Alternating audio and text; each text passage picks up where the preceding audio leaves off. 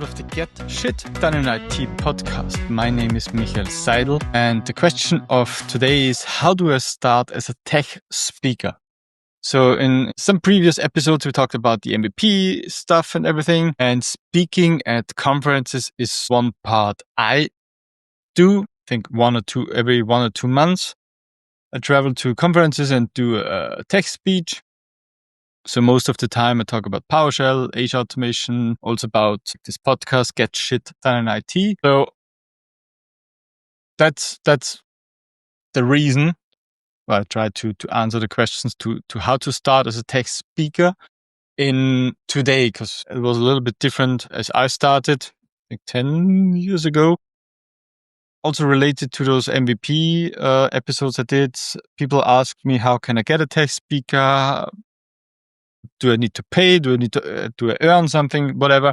So we had some questions, and that's the reason for this episode. So first of all, find your topic you want to talk about. Of course, you can talk about everything you like, but I would recommend to find something what also affects, reflects, or touches at least your daily business. Otherwise, it would be hard to put that amount of time and effort into preparing a session, into all the stuff before and after. Because as I said, also in the MVP sessions, most of the time, you will not get any money for being a tech speaker or speaking at conferences. So sometimes, most of the times at least, you get 1 or 2 nights a hotel paid. At least you can stay for free, and sometimes a speaker dinner. Sometimes you get a small amount of money to reimburse your traveling, but that's not giving you all the money. It's just a little part of that money. But 100% you will not get paid for that time, for the effort and everything. Most of the time, if you do a tech conference and the speaker at the tech conference, you pay money. Okay, you will always be losing money when you want to calculate it very hard.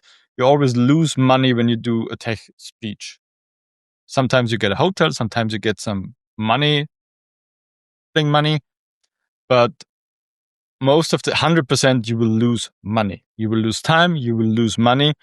That's it. But that should not really sound negative. But just the fact. Okay, you will not get money, so don't do it for the money, because there is no money. And that's the reason to find a topic you like, you love, you have in your daily business. Because otherwise, this effort, this time, this money you have to spend maybe makes it hard to spend that thing on a topic you just don't like. That's it. So I like PowerShell, I like Azure automation. I do this in my daily business. I do this also in my private time. I do this also in my own company time. So that's what I like. That's what I love. That's what I'm good in. And that's what I talk about. Okay. So I always have new ideas, new stuff to talk. Easy when it comes to find new topics, to find new content for sessions, because I do work daily with that topic I talk about. Okay. So I would prefer to find a topic you like, you have in your daily business, and you work daily with. So if you find your topic, then it's about to create a session, of course, and try your session. And I would recommend to maybe have a smaller group of online sessions and online conferences. So there are a lot of online conferences out there, a lot of user groups out there, but at least is a little bit more familiar. Okay. Because a lot of tech nerdy guys are in user groups. Sessions and conferences are mostly for, of course, paid customers. So they expect a little bit when you know what I mean. When you start with online conferences or user groups, it's a little bit more familiar. It's a little bit more private. You're not that exposed, and they can give you honest feedback about your session, about your topics, about your speech, about your speed of speech, about your presentations, your demos, whatever. So they can give you really good feedback about your sessions. Sometimes, or most of the times, those sessions are recorded. So you can, if you like it, you can watch your session afterwards and see yourself how you did. For my example, I have a lot of as and and so those filler words I need to work on, and that's something you only see when you watch yourself. Okay. So that's also helpful when there are online sessions, or you can record it and see, but most of the time online sessions are recorded so you can watch yourself later and learn and improve and so on. And then, of course, go to bigger stage. So find conferences, real conferences with real humans where you're being on stage, where you have to expose yourself a little bit more. I prefer those sessions, to be honest. I don't like those online sessions because I want to interact with the people. I want to see their reaction. I want to play a little bit with their reactions. Okay. So I want to look in the eyes when I talk about a specific session and see their reactions. So that's what I like. So that's why I prefer real conferences and real sessions with real humans instead of online sessions and remote sessions. But of course, it's more challenging to stay on stage, to be in front of 10, 20, 100, 300, whatever people, and to talk maybe an hour and don't lose any words, don't break any demos and so on. So of course, and you need some time to prepare all those stuff. Okay. Maybe we do a session about how to prepare a text speech, let me know. But I think that 3 points is a good way to how to start as a speaker, as a text speaker. Find your topic, find small or remote online stages and sessions, and then go to the big stage and do real conferences. And maybe the fourth part is how to at least find a conference or session to be part of. Because so usually how I and in my bubble, how do we find sessions is mainly, of course, on social media. We have been on several conferences. They do yearly conferences, so we are in their bubble, in their newsletter and so on.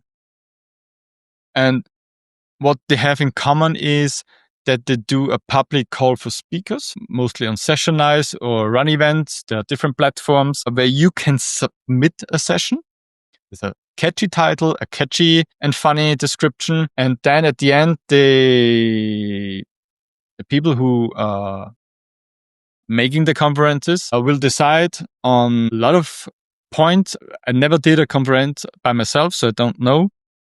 But they have some parameters on how they decide. Of course, does the topic fit to the conference? And maybe MVPs has also an advantage for being accepted as a session. But mainly you apply to a conference and someone agrees or denies your session. That's it. Okay. So of course on user groups, they mostly is good when you contact the organizers and say, hey, I have a session I want to start. They mostly accept and they're looking for content. So those smaller user groups, it's a little bit harder to get new content. When you ask them directly, there is a good chance to be accepted. But for bigger conferences, you have to write a catchy phrase, a catchy title, a catchy description to attract the organizers and to be accepted. So that's it.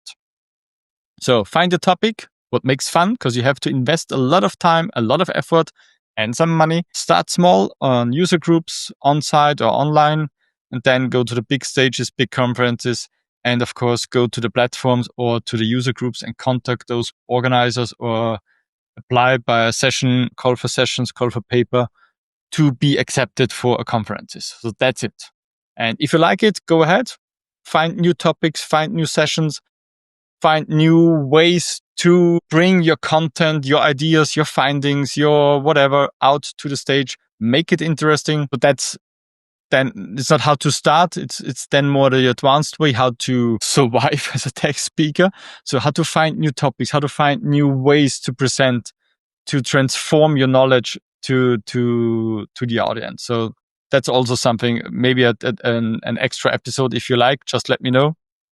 Then we can talk about these topics to survive as a text speaker. But for now, we are finished. I wish you a nice Monday. Thanks for listening. Stay productive and bye-bye. If you enjoy this podcast, if it brings you joy, provides value, and you perhaps even listen to it on a regular basis, then I have a request for you today. I need your support to help the podcast grow and reach more people. What you can do is very simple. subscribe to it on your preferred platform, leave me a comment, a rating if you liked an episode, and share it on social media. I want to reach every IT professional out there and help them better organize themselves. And I'm extremely grateful if you help me with this.